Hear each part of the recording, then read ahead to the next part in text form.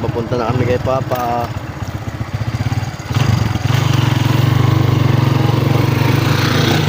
Saan na yung dalawa? Yung dalawa. Nakasunod.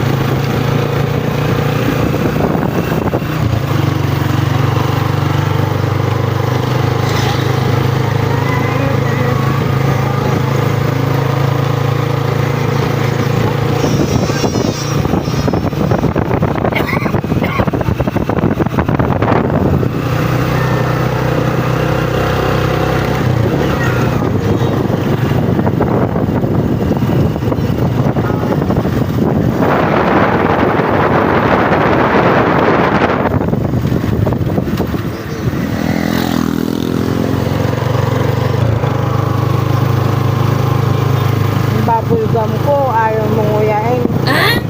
Kasi, yung bubblegum ko, napapagod na ako, ayaw mong nguyain.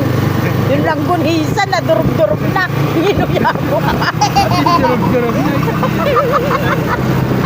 Ay, naalala. At least, hindi langgunisan sa'yo, yelo lang. Ano eh.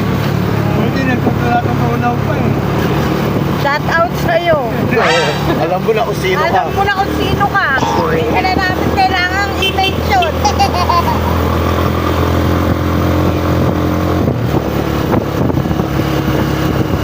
Makakaganti rin kami sa'yo.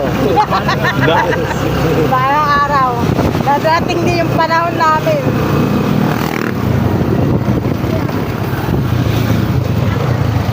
Ay.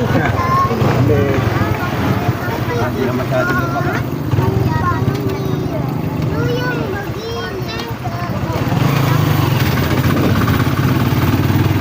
Kami sa Monterrey.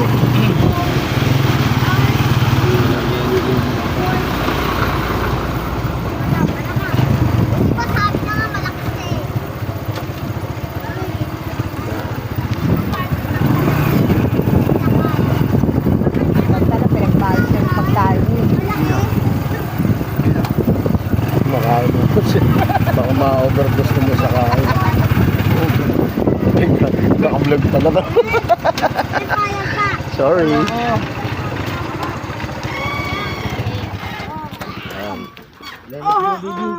Ano namin security.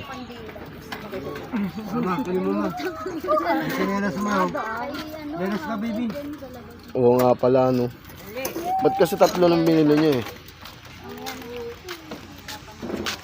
Dito ka namang sinila sa madulas ka.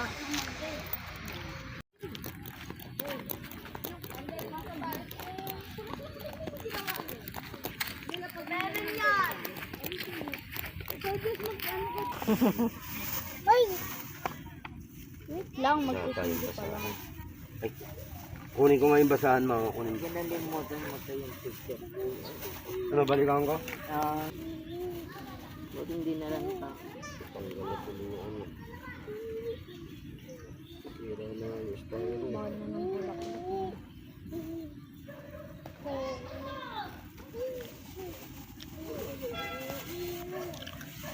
Ganito, ang galing mo. Napakanta ka pa. Yung dalawang pang, yung baba niya. Yung sabaw ni Mimi.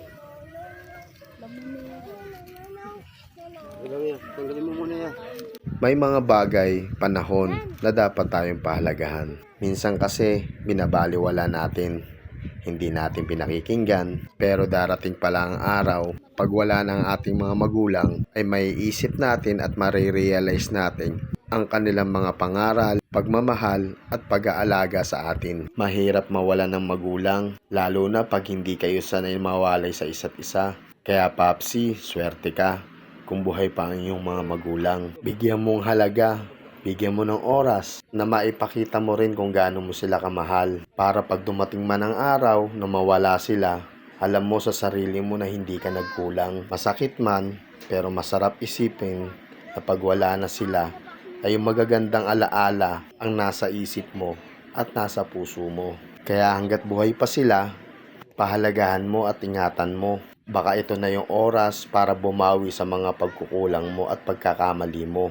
Mahalin natin sila higit pa sa pagmamahal nila sa atin. Kaya ako, proud ako na tawaging Papa's Boy dahil alam ko kung gaano ako mahal ng papa ko.